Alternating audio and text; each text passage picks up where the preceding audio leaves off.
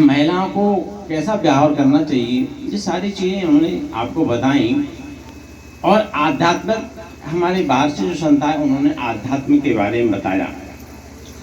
देखो, आध्यात्मिक का अर्थ अपन को जानना चाहिए कि आध्यात्मिक अपन किसे कहते हैं। आध्यात्मिक का अर्थ होता है व्यक्त, व्यक्त से परे अव्यक्त। जैसे व्यक्त, जैसे अपन सभी बोलते हैं इसको व्यक्त कहते हैं। इसके व्यक्त से परे अव्यक्त, यानी जो बोला ना जा सका है। तो व्यक्त से परे अव्यक्त, अव्यक्त से अत्यंत परे वह सनातन ब्रह्म जिसे हम आध्यात्म कहते हैं। यानी परमात्मा उस अव्यक्त से भी परे है, वो अपन को जानना है। ये मतलब कोई कठिन नहीं है। अभी थोड़ा सा कहने में आपको थोड़ा कठिन लग रहा होगा, जैसे संत तुलसीदास जी ने कहा है कि कहत कठिन, समझत कठिन, साधन कठिन, विवेक होय गुणाक्षर, न्याय जो गुण प्रत्यु अनेक। मतलब कहने में आपको कठिन लग रहा होगा, पर उतना कठिन नहीं है। मतलब अपने पिछली बार बताया था कि उतना कठिन, जो ईश्वर को जानना उतना कठिन नहीं है, ईश्वर को मानना ज़्यादा कठिन होता है। इसलिए अपन को ईश्वर को जानना है। ईश्वर को जानने का ही हमारे महान पुरुषों ने रास्ता बताया आपको। तो ईश्वर को जानना है। वैसे परमात्मा एक है, परमात्मा कोई अलग नहीं है, अनेक नहीं है, एक है, और रास्ता भी एक ही है। तो उस रास्ते को अपन को जानना है, विशेष कठिनाई नहीं है। इसमें केवल सुगमता से ही जाना जा सकता है, इसमें कोई कठिनाई नहीं है। लेकिन इसके बीच में कई प्रकार की बाधाएं उत्पन्न होती, बाधाएं तो होती हैं। जैसे हमारे क्या नाम, ज्ञानानंद जी ने आपको बताया था, जैसे आप कहीं देवी देवताओं की पूजा में चले गए तो आप देवलोक को चले जाएंगे, यानी भौतिकता में। तो इसलिए अपन को इन बाधाओं से हटना है। और भी कई प्रकार की बाधाएं होती हैं। देखो, बाधाएं का ये अज्ञान की, अज्ञान माने अपन को जिसकी जानकारी ना हो। जानकारी नहीं तो अज्ञान है। अज्ञान हटा के ज्ञान, यानी हटा के रख तो ज्ञान। अपन को ज्ञान जानना। अब ज्ञान माने क्या होता है? ज्ञान माने होता है जानना। किसका जानना? आत्मा और परमात्मा का। इसको अपन ज्ञान कहते हैं। तो आत्मा और परमात्मा को जाना कैसे जाए, बस यही प्रश्न है। इसी प्रश्न को हमारे महान पुरुषों ने इसको हल किया है। इनने काफ़ी अच्छे प्रश्न हल किए हैं, हम भी आपको बताएंगे। तो ये अपन को अज्ञान को अपन को हटाना है। तो अज्ञान को कैसे हटाया जाए, इसके अपन थोड़ा सा प्रयास करेंगे, आप लोगों को इस अज्ञान से हटाया जाए। जैसे अपने जो है ना, राजा अम्बरीश थे। राजा जो अम्बरीश थे, उन्होंने 104 गुरु कर लिए थे, पर उन्होंने परमात्मा को नहीं जाना था। जैसे आप भी हैं, अभी यहाँ इतने लोग बैठे हैं, जरूरी नहीं है कि सभी लोगों ने ईश्वर को जान लिया है या दीक्षा ले ली है। तो दीक्षा लेना ही पर्याप्त नहीं है। जैसे दीक्षा ले लो, सही है, दीक्षा लेने के बाद अपन कुछ थोड़ा धीरे धीरे समझेंगे। लेकिन जी कहो कि भाई हमने दीक्षा ले ली, ईश्वर को जान लिया, सब कुछ जान लिया, अपने घर बैठ गए, ऐसा नहीं है भाई। दीक्षा लेने का मतलब है, दीक्षा लेने के बाद अपन जो गुरुजनों ने आपको क्या बताया है, उस बताने पे आपको चलना पड़ेगा। भाई कोई आपको मार्ग बताएगा, उस मार्ग पे आप चलोगे तभी तो अपने लक्ष्य को पहुंचोगे। हमारा लक्ष्य, अपना लक्ष्य क्या है? देखो, अपन को यह विचार करने की ये भी जरूरत है कि अपन केवल इस जीवन का, ये इसी जीवन का लक्ष्य मान लेते हैं। इतना ही नहीं है, अपन पिछले लाखों जन्म से आए हैं और आगे भी अपन को जाना पड़ेगा। ये आत्मा अमर है, आत्मा नहीं मरती, ये शरीर बदलता है। तो अपन ये विचार ना करें। बहुत से लोग जी विचार कर लेते, चलो भाई थोड़ा सा जीवन और रह गया है, तो इतनी गुजर गई, उतनी भी कट जाएगी, और अब तो थोड़ा समय है। नहीं, ये बात, ये आपका सिद्धांत, ये आपका विचार बिल्कुल गलत है। इसलिए गलत है क्योंकि अपन पिछले लाखों जन्म से आए हैं और आगे भी तो जाना है। भाई ये शरीर छूटेगा। जैसे अपने भीष्म पितामह थे। भाई भीष्म पितामह जो है ना, अभी यहाँ अपने संस्कारों की बात चल रही थी, संस्कारों के हवन की बात चल रही थी कि संस्कारों को कैसे हवन किया जाए। समय रहते हुए जितना होगा हम आपका प्रयास करेंगे। कि अपने संस्कारों को कैसे हवन किया जाए। और संस्कार आपके एक जन्म के नहीं, हमारे ही नहीं, आप सबके। जैसे हम भीष्म पितामह की चर्चा कर रहे हैं, भीष्म पितामह अपने 100 जन्म का संस्कार लिए हुए थे, आप लोगों भी लिए हुए। कोई भीष्म पितामह के अकेले आत्मा थोड़ी थी, या राम कृष्ण ब्रह्मा विष्णु महेश, ये सभी जो आत्मा उनके अंदर है वही हमारे अंदर है, वही आपके अंदर है। परमात्मा ने आत्माओं को समान बनाया है, परमात्मा ने कोई भेद थोड़ी रखा है। परमात्मा ने मानव को बना दिया है, परमात्मा ने एक मानव का पुतला बनाया है और पुतला बना करके वो स्वतंत्र कर दिया है, भाई आप जैसा करो। परमात्मा आपसे कुछ नहीं कहेगा, आप थोड़ा सा सुन लो जितना आपको समझ में आया है। अपन प्रयास कर रहे हैं जनाने का। बोल सुखदेव भगवान की जय। तो हम कहने का मतलब यह है कि परमात्मा ने केवल मानव को बनाया है, परमात्मा मानव बना करके स्वतंत्र कर दिया। परमात्मा ने सारी चीजें दे दी हैं। ये देखो मानव, अपन इसको छोटा सा मान लेते हैं, ये मानव एक बहुत बड़ा समूह है, बहुत विशाल चीज है। इसमें 3,50,000 3.5 लाख इसमें तो नाड़ियां होती हैं, 3.5 लाख नाड़ियां, और 10 प्राण होते हैं, 10 प्राण होती हैं। मतलब इस तरह से कई चीजें हैं, इसको थोड़ा सा आगे बताएंगे। तो ये मानव एक बहुत बड़ी चीज है, ये मानव ही परमात्मा को जान सकता है। जैसे जी पशु पक्षी जानवर, हमारे आनंद जी एक बात आपको चर्चा बता रहे थे कि पशु पक्षियों के अंदर जैसे उन्होंने 10 बाहुएं बताई थी, 10 नाड़ियां, एड़ा पिंगला सुषुम्ना गांधारी हस्त व्याकुल कांकड़ी, ये सभी के अंदर होती। मानव और पशु में कितना अंतर है?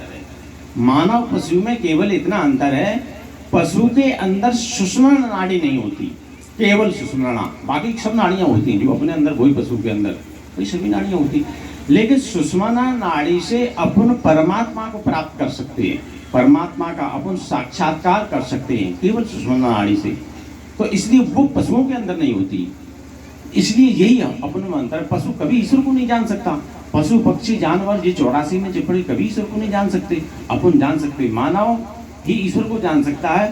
तो अपन वो बच्ची चर्चा कर रहे थे कि जो भीष्म पितामह 100 जन्म का संस्कार लिए हुए थे, अपन भी लिए हुए, सभी 100 जन्म का संस्कार। तो संस्कार जो है ना, सभी लोग अपने अपने कर्म अनुसार संस्कार, भाई कर्म जो होता है, अपन जो भी कर्म करते हैं कर्म का संचय होता है, संचित कर्म चलते रहते हैं।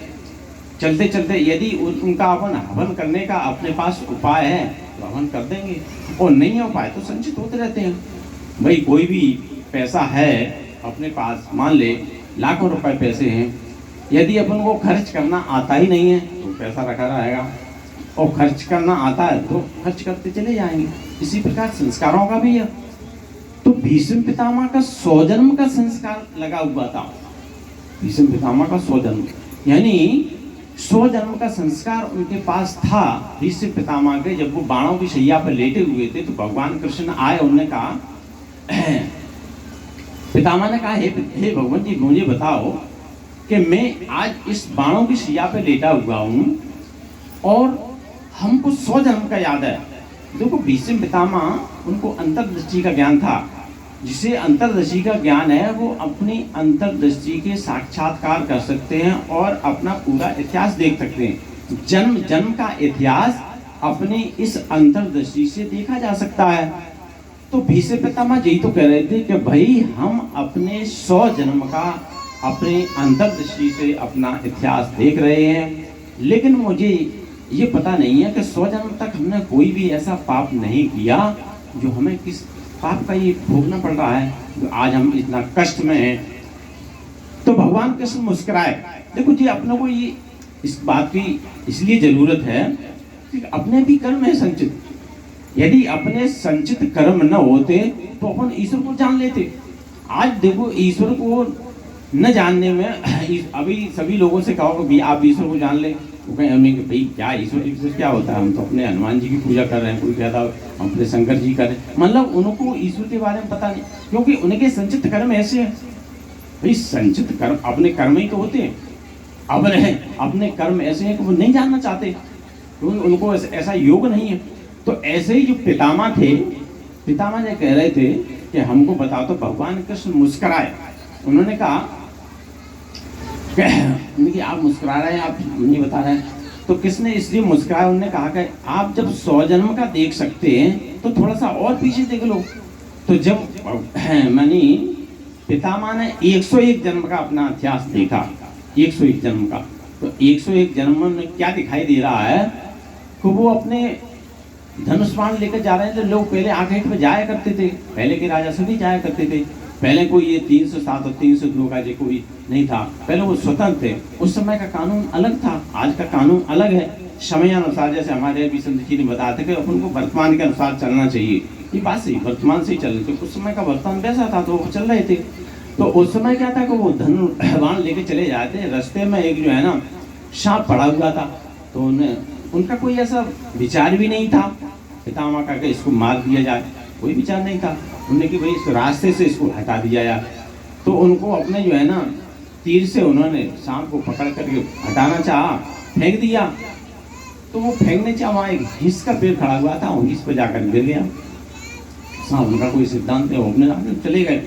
लेकिन हुआ क्या कि वो सांप जो है ना हिंस में, हिंस का अपन सभी लोग गांव के रहने वाले हैं, इसका कांटा उल्टा होता है, वो उसमें भिद गया, बुरी तरह से भिद गया, उस तरह से वो नहीं निकल पाया।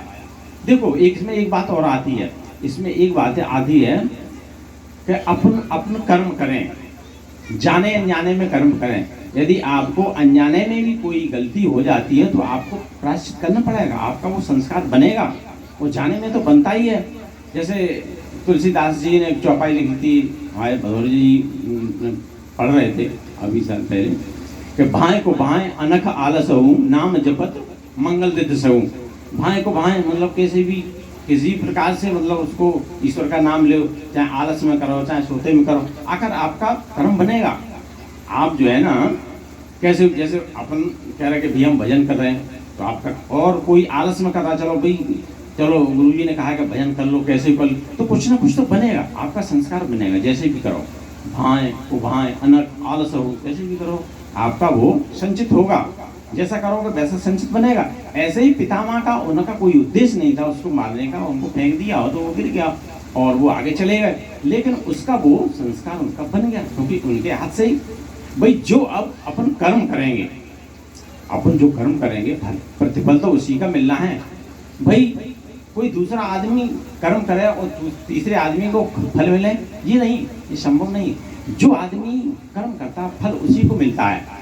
वो न का सुख दुख कर दाता, निज कथ कर्म भोग संभ्राता।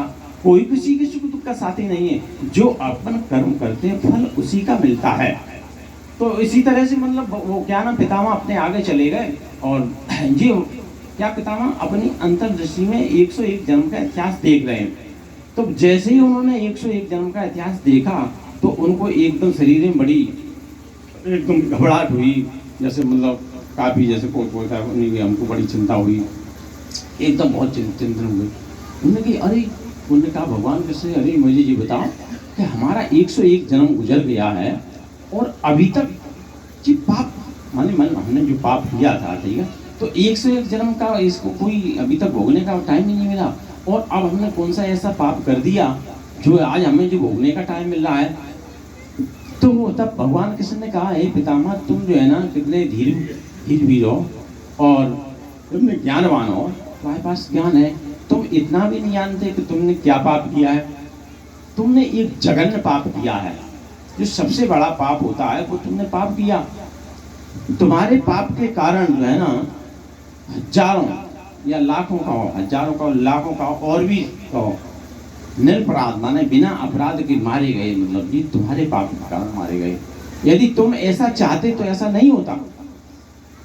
तुम समर्थ थे, मतलब तुमने इतना बड़ा पाप किया कि जब वो द्रौपदी का चीरहरण हो रहा था तो तुम चुप बैठे रहे, मौन बैठे रहे। तुम समर्थ थे, तुम चाहते थे तो वो उस समय ऐसा नहीं होता, तो तुम मौन और बैठ गए। द्रौपदी बेचारी भीख मांग रही थी, कह रही थी कि हम बताओ मेरा क्या अपराध हुआ है, और तुमने कुछ बोले ही नहीं, तो मौन और नीची निगाह और कर ली और बैठे कुछ नहीं बोला।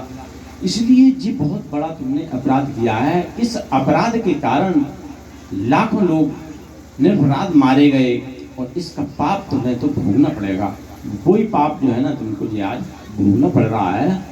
तो उन्होंने कहा कि जी हमको 101 जन्म बीत गए, 100 जन्म बीत गए, अभी तक हमको क्यों नहीं मिला? उन्होंने कि अभी तुम्हारा धर्म बल जो ना इतना ताकतवर चल रहा था, जो इसका नंबर नहीं आया, माने ये आपको चांस नहीं मिला। इस समय तुम्हारा ये धर्म शांत हो गया, मतलब धर्म खत्म हो गया, इसलिए ये आपको नंबर आ गया, इसलिए ये आपको पाप भोगना पड़ा। तो मेरा कहने का मतलब आप लोगों को समझ में आया होगा कि अपन सभी के कर्म संचित रहते हैं। कर्मों को जो है ना, अपने कर्म जो संचित रहते हैं, ये संचित कर्मों के कारण ही अपन को ये भोगना पड़ता है। तो इनके बारे में अपन बताएंगे थोड़ा सा। अपन जो यहाँ से चल रहे थे वहाँ से चलते हैं। जैसे जो राजा जो अम्बरीश थे, राजा अम्बरीश ने जो 104 गुरु कर लिए थे, लेकिन उन्होंने भी ईश्वर को नहीं जाना था, ईश्वर को उन्होंने नहीं जाना था। और तो उन्होंने कहा कि भाई, उन्होंने 104 उन्होंने कि भाई वास्तव में ईश्वर को नहीं जाना था, लेकिन उन्होंने कहा कि अब कोई ईश्वर है ही नहीं। जैसे अपन भी कई गुरु कर लिए, भौतिकता के तमाम गुरु कर लिए, तो उन्होंने कहा भाई अब 104 गुरु हो गए, अब तो कोई ईश्वर बचे ही नहीं होगा, चलो भाई अब धर्म का प्रचार प्रसार करते हैं। जैसे कोई ईश्वर को न जाना, चलो भाई उन्हें आप लोगों ने देखा होगा तमाम जगह मंदिर मस्जिदों में राम राम की धुन बोलते जा रहे हैं लोग, तमाम धुन चल रही है, कहीं अखंड रामायण हो रहे हैं कि भागवत तमाम तरह के हो रहे हैं। आजकल जो है ना कितने धर्म काल हो रहे हैं, धार्मिक काल आपने देखे होंगे, जबकि ये वास्तविकता नहीं है, ये वास्तविकता बिल्कुल नहीं है। कि 3 अवस्था 3 गुण तेई कपास तय काल और तूल तुरी समार्पण पाती करे सुगाड़। देखो ध्यान देने की जरूरत है, समय का मैं कम समय में जितना आपको बता सकते हो उतना बताएंगे। तो ये जो भी ये धार्मिक काज चल रहे हैं, जैसे राजा अम्बरीश 104 गुरु कर लिए थे, लेकिन ईश्वर को नहीं जाना था उन्होंने, ऐसे ही ये धार्मिक काज चल रहे हैं, अखंड रामायण चल रही है। जैसे अपने भागवत में है गई श्लोक में लिख दिया है, आप लोग बड़े समझ लें थोड़ा सा, कि नाना शास्त्रे पठन लोके नाना देव पूजनम आत्मज्ञान बिन हे पाद सर्वक्रम निरर्थकम। वैसे ये श्लोक सरल है, लेकिन इसमें इसका अर्थ करके अपन इसका प्रैक्टिकल करें तो ये बहुत ऊंची चीज है, बहुत ऊंचा श्लोक है। कि नाना शास्त्र माने नाना शास्त्रों का पठन पाठन, अपन लोग तमाम तरह का पाठ करते हैं, पाठ करते चले जाते हैं। अब भाई लोगों से कहो ये पाठ करना बेकार है, तो मानेंगे नहीं माने, तो उनको जानकारी नहीं है, जबकि भगवान के कह रहे हैं ये बेकार है। नाना शास्त्र पठन और नाना देव पूजन, नाना प्रकार के देवी देवताओं की पूजा करना, तमाम प्रकार के देवी देवता हैं उनकी पूजा, आत्मज्ञान बिन हे पाल। तो भगवान कृष्ण क्या बोल रहे हैं कि आत्मज्ञान के अलावा ये सब व्यर्थ है, सब निरर्थक है, इसलिए अपन को आत्मज्ञान को जानना। वही है ना, राजा अम्बरीश जो 4 गुरु कर लिए थे, लेकिन उन्होंने आत्मज्ञान को जाना ही नहीं था। उन्होंने चलो भाई धर्म का अपन प्रचार प्रसार करते हैं, तो उन्होंने अपना रथ सजवाया और चल दिए, रथ सजवा करके चल दिए। तो उस समय के जगत गुरु विष्णु भगवान थे। विष्णु भगवान ने ये विचार किया कि भाई अभी राजा अम्बरीश ने ईश्वर को नहीं जाना, और जब ईश्वर को इन्होंने नहीं जाना तो ये क्या धर्म का प्रचार प्रसार करेगा। भाई राजा सच्चा है, ईमानदार है, लोगों की सेवा करता है। भाई जो कोई बहुत बड़ा आदमी हो, और बहुत बड़ा आदमी कहिए अपन देवी मंदिर और मस्जिद या भौतिक पूजा अपन करने लगे तो सभी लोग करने लगते हैं। अभी हमारे यहाँ जब गुरु महाराज जी थे उस समय मतलब एसपी अपने बटेश्वर आश्रम पर गए थे, मतलब बीच में थोड़ा सा आ जाता है, बता देते हैं कि लोग कैसे जुड़ जाते हैं। तो उस समय अपने गुरुजी ने ये पुलिस में नौकरी करते थे, तो पुलिस में काफ़ी लोगों से बताया, कोई नहीं दीक्षा, कौन दीक्षा लेगा। वहाँ के एसपी गए तो एसपी ने वहाँ दीक्षा ले ली। जब एसपी ने वहाँ दीक्षा ले ली तो कम से कम 10-20 लोग होंगे, 2-3 गाड़ियाँ गई थी पुलिस की, झट से पुलिस वाले बैठ गए, चलो हम भी दीक्षा ले रहे हैं, हम भी दीक्षा ले रहे हैं। तो मतलब कहने का कोई एक बड़ा आदमी ले ले तो छोटे पैसे ही चले जाते हैं। ऐसे ही मतलब ये राजा अम्बरीश जो है ना, जब ये धर्म का प्रचार प्रसार करेंगे तो झूठे तो ज्ञान फैलाएंगे। तो विष्णु भगवान को चिंता ये हुई कि राजा अम्बरीश सच्चा ईमानदार है और ये देश की रक्षा कर रहा है, लोगों की सेवा कर रहा है, तो इसकी लोग बात मानेंगे, सच समझेंगे। लेकिन ईश्वर को तो इसने अभी जाना ही नहीं है। जब ईश्वर को नहीं जाना तो सच्ची मान लेंगे, तो इसका असर क्या होगा? इसका असर ये होगा कि झूठा ज्ञान जनता की ओर बताएगा, इस झूठे ज्ञान को जनता को बताएगा। झूठे ज्ञान से क्या होगा? झूठे ज्ञान से लोगों की बुद्धि दूषित होगी। बुद्धि दूषित होने से क्या होगा? वर्ण संकर औलाद पैदा होंगी, और वर्ण संकर औलाद पैदा होने से कुल और धर्म नष्ट हो जाएंगे। अब देखो एक बात के ऊपर कितनी लंबी लाइन लगती है, यानी झूठे ज्ञान से यानी कुल धर्म नष्ट हो जाएंगे। कुल धर्म, आपका कुल चला जाएगा, धर्म चला जाएगा। तो इसको बचाने के लिए जो उनको चिंता हुई, तो इसके लिए भगवान कृष्ण और अर्जुन का वहाँ संवाद चल रहा था, वहाँ भी अर्जुन को भारी चिंता हुई। जब अर्जुन और भगवान कृष्ण दोनों उस समय मौजूद खड़े हुए थे, तो अर्जुन ने विचार किया कि युद्ध माने शुरू हुआ, पहले तो वो उनकी बात माने ही नहीं थे, कभी युद्ध शुरू होता है तो हजारों लाखों आदमी मारे जाएंगे, इसके बाद तमाम मतलब बड़ संकट ही पैदा होंगे, तमाम हजारों लाखों विधवा होंगी। फिर जो है ना, तो वहाँ लिखा है, भगवान अर्जुन ही कह रहा है भगवान कृष्ण से कि दोषी रहते कुल नाना वर्ण संकट काल के उस ध्यान से जाति धर्मा कुल धर्मा शाश्वत है। मतलब इसका मतलब ये है कि दोषे जो वर्ण संकर होते हैं, जो वर्ण संकर होने का जिन्हें दोष लगता है, आप लोग वर्ण संकर सभी लोग समझ ही रहे होंगे, वर्ण संकर का जिनको जो दोष लगता है, उस दोष से जो है ना कुल और धर्म नष्ट हो जाते हैं। तो अपने कुल धर्म को तो बचाना है।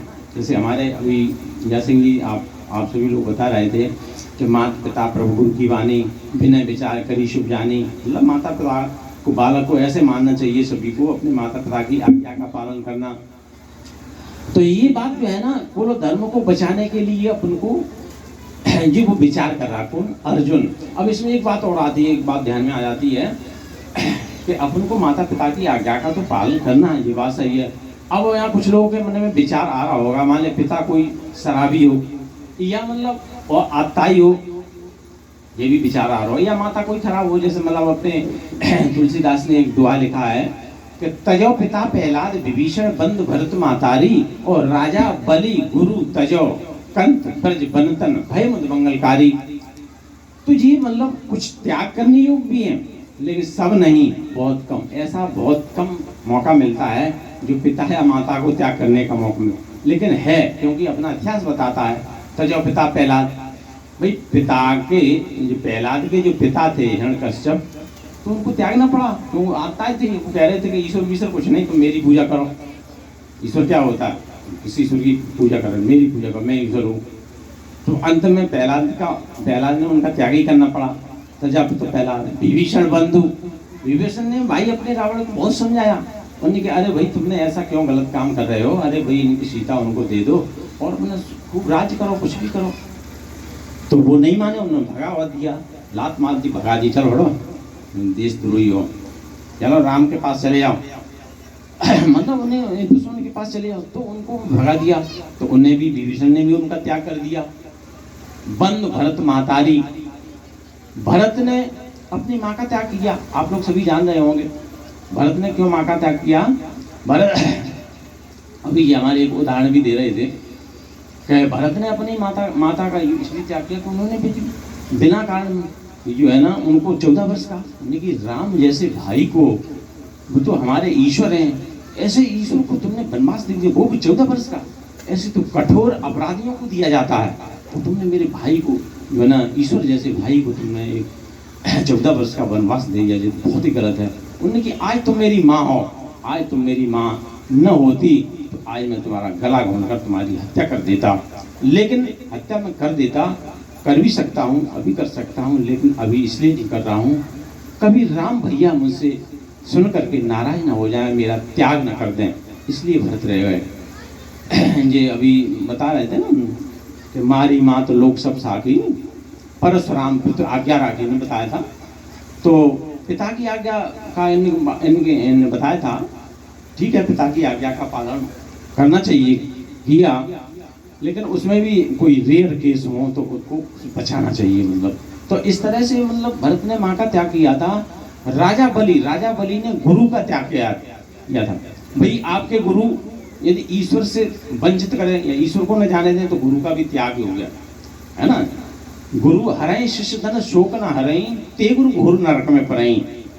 जो गुरु शिष्य का धन तो हरण कर लेते हैं लेकिन शोक का निवारण उपाय नहीं करते, ऐसे गुरु त्याग करने योग्य हैं।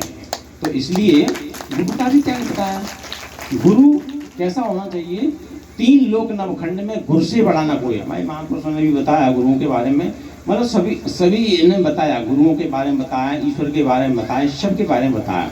तो 3 लोक नवखंड में गुरु से बड़ा न कोई, करता करे न कर सके, गुरु करे सो योग। तीनों लोकों में और नवखंड में गुरु से बड़ा कोई नहीं होता, गुरु ही सबसे बड़ा है।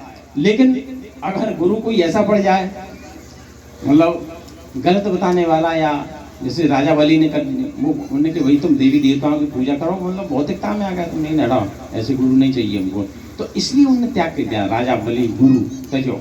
कंत ब्रज बनतन भय मंगलकारी। कंत बनतन का मतलब होता है जो द्वापर में, मतलब भगवान कृष्ण की जो सखियाँ थी, उन्होंने कहा था कि भाई, क्या उन्होंने कहा ना, जो उद्धव जी आए थे, उद्धव जी ने कहा, उद्धव जी जब वो कृष्ण से मिल करके आए तो सखियों ने पूछा, भाई कहा कि उद्धव जी बताओ कि कृष्ण ने क्या संदेशा मेरे लिए भेजा है, कृष्ण ने कोई संदेशा भेजा हो तो बताओ। तो उनने कहा, उद्धव जी ने कहा सखियों से, उनने की कि उनने कोई संदेशा नहीं भेजा, उन्हें तो जी कहा है कि मुझे भोग में न देखते, मुझे योग में देखें, आप योग में देखिए, मैं मिलूंगा, मतलब। तो सखियाँ क्या बोली कि ऊधो मन हते 10-20, एक हतो सो गाओ श्याम सम को आराधा ईश। उस ऊधो मन हते 10-20, हे उद्धव जी, वो एक मन एक ही है, तो मेरा तो कृष्ण एक संग चला गया, अब ईश्वर को ध्यान कौन करे? हमारे संतजन अभी इसकी बात चर्चा कर रहे थे। तो अपना जो मन है, अपने मन वास्तव में एक ही है, अपने मन को जहाँ लगाओगे वहीं लग जाएगा। आप ईश्वर में लगाओगे, ईश्वर में लग जाएगा, या भौतिक पूजा में लगाओगे, भौतिक पूजा में लग जाएगा। इस तरह से एक ही मन है, तो वही सखियों कंत अर्जुन बंतन भय बंद मंगलकारी। उन सखियों ने कृष्ण के वियोग में अपने पतियों का त्याग कर दिया, जबकि किसी भी महिला को अपने पति का त्याग नहीं करना चाहिए। लेकिन उन्होंने कृष्ण के वियोग में नहीं, कृष्ण को प्राप्त करने के लिए अपने पतियों का त्याग कर दिया। लेकिन वो भी आनंदमय हो, क्योंकि ईश्वर को प्राप्त करने में किसी का भी त्याग किया जा सकता है। तो इस तरह से जी जो है ना, रेयर केस, मतलब बहुत कम है ऐसे जिनमें त्याग करने योग्य हैं। अब अपन को थोड़ा सा समय को देखते हुए अपन को वो चीज़ बताना है, वो चीज़ आज आप समझें कि अपन को परमात्मा, यानी ये मानव जीवन का जो लक्ष्य है, जैसे लक्ष्य हम आपको लक्ष्य पे ही ले जा रहे हैं, लेकिन चूँकि समय नहीं है, उसको ज़्यादा आगे बढ़ाएंगे तो टाइम लगेगा, इसलिए थोड़ा शॉर्ट में चलते हैं, मतलब सकरी रास्ता, मतलब उसमें चलते हैं। तो आपको थोड़ा सा समझाने का भी प्रयास करेंगे कि जी मानव जीवन का जो लक्ष्य है, अपन को अपना मानव जीवन का यही तो लक्ष्य है कि अपन परमात्मा को प्राप्त करें, और नहीं तो ये अपने जन्म बेकार चले जाएंगे। अपन परमात्मा एक है और एक ही उसका रास्ता है, उसी रास्ते पे अपन परमात्मा को प्राप्त कर सकते हैं, दूसरा कोई भी रास्ता नहीं है। जैसे जी राजा अम्बरीश थे, तो राजा अम्बरीश को वो मिले, क्या नाम, राजा अम्बरीश जब वो चले जाते हैं तो उस समय क्या, वो विष्णु भगवान ने जो है नारद जी को बुलाया घर से, उन्होंने कहा कि भाई वो तुम चले जाओ, राजा अम्बरीश का रथ रोक लो, और रथ रोक करके जो है ना उनसे कहो कि राजा अम्बरीश ने अभी ईश्वर को नहीं जाना, और राजा सत्यवादी है, राजा के लोग बात मानेंगे।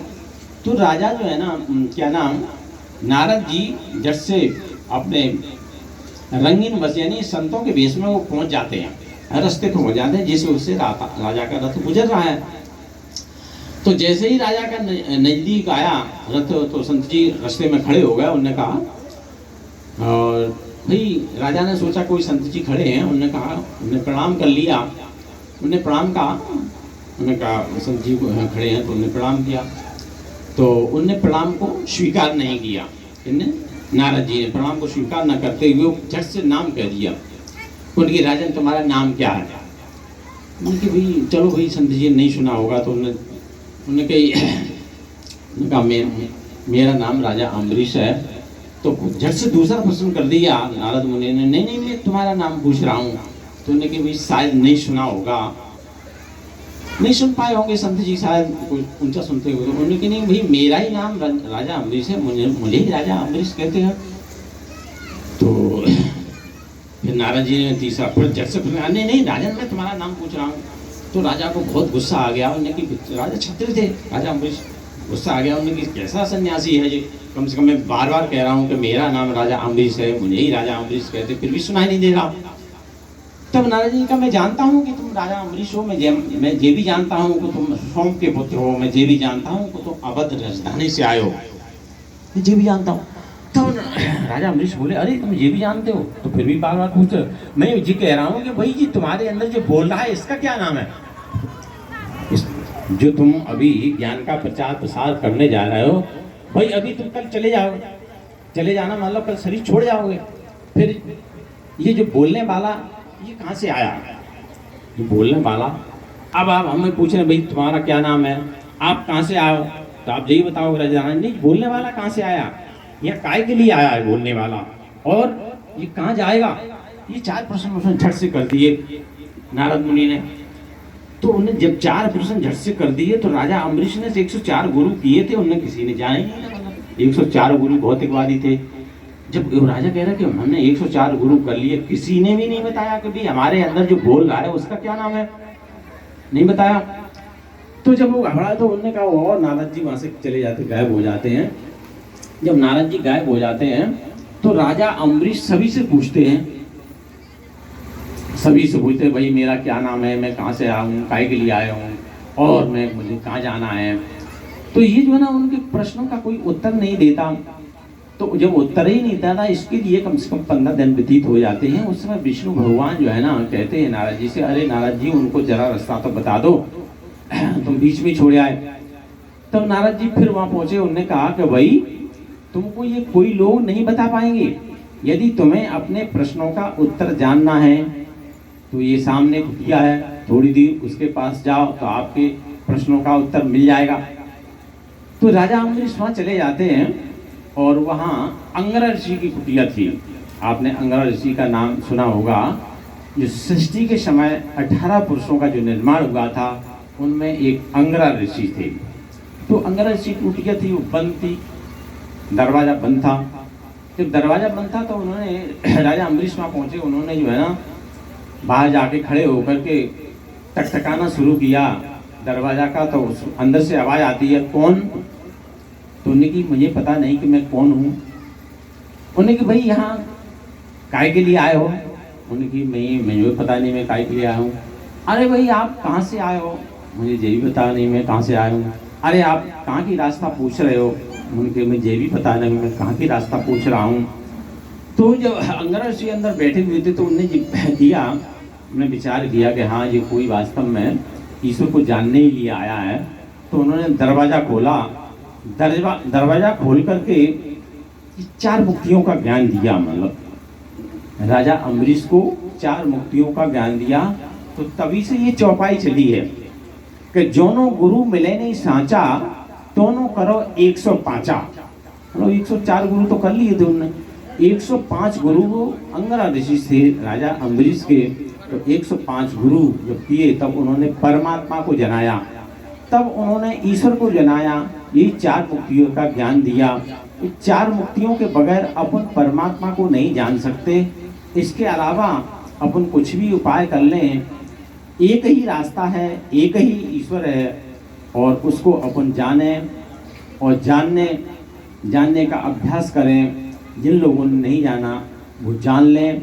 अब डिटेल तो अपन जो है ना, क्योंकि समय कम है इसलिए इतना ही बताएंगे कि परमात्मा को इन आँखों से न देखा जा सकता है, परमात्मा के नाम को न इसमों से लिया जा सकता है। परमात्मा के नाम को हमारे संत जो उन्होंने कुछ बताया था, परमात्मा का नाम अकथ है। तुलसीदास ने कहा है कि अकथ अनादि सुशामिल साधी, नाम रूप द्वि ईश उपाधि। परमात्मा को अपन परमात्मा के नाम को कह नहीं सकते हैं, परमात्मा का साक्षात्कार इन आँखों से नहीं कर सकते। अब एक बात हम थोड़ा सा और बता दें कि देखो परमात्मा जो है, परमात्मा अपने अंदर नहीं है, ये अपने अंदर आत्मा है।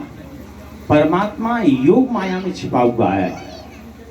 परमात्मा कहाँ? योग माया में। वैसे थोड़ा सा, क्योंकि जो अलग अलग विद्वान बोलते हैं तो उनमें थोड़ा सा भ्रम तो हो जाता है। जैसे तुलसीदास जी में लिख दिया है कि अग जगमय सब रहित विरागी और प्रेम से प्रभु प्रवक्ता जब में आगी। तो इसमें थोड़ा सा संदेह हो जाता है कि सभी में व्याप्त है परमात्मा। हर व्यापक सर्वत्र समाना, प्रेम से प्रभु प्रगटे में जाना, ऐसा तुलसीदास ने लिखा है। लेकिन इसमें थोड़ा सा भ्रम हो जाता है लोगों को। सर्वत्र समाना का मतलब जो होता है कि सब में आत्मा, मतलब अब जैसे मान लो कोई मिट्टी का डेला या कोई पहाड़ या कोई उठा लो, तो उसमें इसे थोड़ी है, किसी जीव में आत्मा, वो है सर्वत्र, मतलब पेड़ पौधे जीव, उसमें आत्मा है, तो उसमें अपन कह देते हैं कि सर्वत्र समाना। तो ये परमात्मा को अपन को जानना है। परमात्मा का बगैर अंतर्दृष्टि के नहीं जाना जा सकता। अंतर्दृष्टि से अपन परमात्मा को जान सकते हैं, दूसरा कोई भी साधन नहीं है।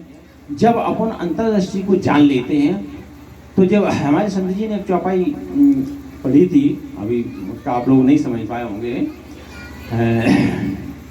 प्रभु जो है ना पढ़ी क्या, हाँ, जन्म कोट अगनाशय तबही सन्मुख होय जीव होय जबही, जन्म कोट अगनाशय तबही।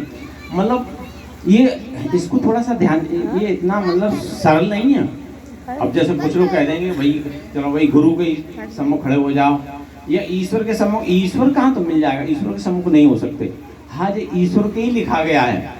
जब अपन परमात्मा का साक्षात्कार करते हैं, जैसे हमारे जो विद्वान लोगों ने बताया, प्राणों का प्राणों से मेल, प्राणों का प्राणों से मेल करके कुंडली जागृत करना, और मेल दंड के द्वारा अपन साक्षात्कार करेंगे, और वहाँ से अंदर का जो गुरु होता, अंदर का गुरु अपने सर पर उठा करके ले जाएगा, और वहाँ भंवर गुफा पार करते हुए और नृत्य में रह करके वहाँ अंदर ले जा करके, तब परमात्मा का जो साक्षात, जो जीव ईश्वर का जो साक्षात्कार करता है, वहाँ के लिए ये लिखा गया है। सन्मुख हो, जब वहाँ सम्मुख होता है जीव, तब ये करोड़ों जन्मों के पाप नष्ट होते हैं। ऐसे नहीं, जब अब अपन को कुछ साधन तो करना पड़ेगा, साधन नहीं करेंगे तो कैसे नष्ट हो जाएंगे, तो ये साधन करना पड़ेगा। इसका डिटेल लोगों ने बताया। तो ये जो है ना, वहाँ करोड़ों जन्मों के अपने पाप जल के नष्ट हो जाते हैं, तब के लिए लिखा है सन्मुख होय जीव होय जबही, जन्म कोट अगनाशय तबही, करोड़ों जन्मों के पाप नष्ट हो जाते हैं।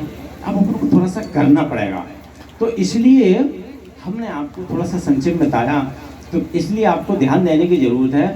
अब आपको एक बात और बता दें। एक बात ये है कि जैसे अपन ने बताया कि भाई परमात्मा का नाम इस मुँह से नहीं लिया जा सकता, परमात्मा को इन आँखों से नहीं देखा जा सकता, परमात्मा को तीसरे नेत्र को द्वारा देखा जा सकता है। अब अपन इसको ना करें, इसको ना जाने, तो इसके अलावा दूसरा कोई साधन भी तो नहीं है, दूसरा कोई साधन नहीं है, कोई ऐसा उपाय नहीं है कि जो परमात्मा को जान लें। केवल यही एक उपाय है, आप परमात्मा को जान सकते हैं और अपना संस्कार बना सकते हैं और अपने जीवन को धन्य बना सकते हैं। और अब क्योंकि समय भी काफ़ी हो रहा है, और हम इसी के साथ अपनी वाणी को विराम देंगे।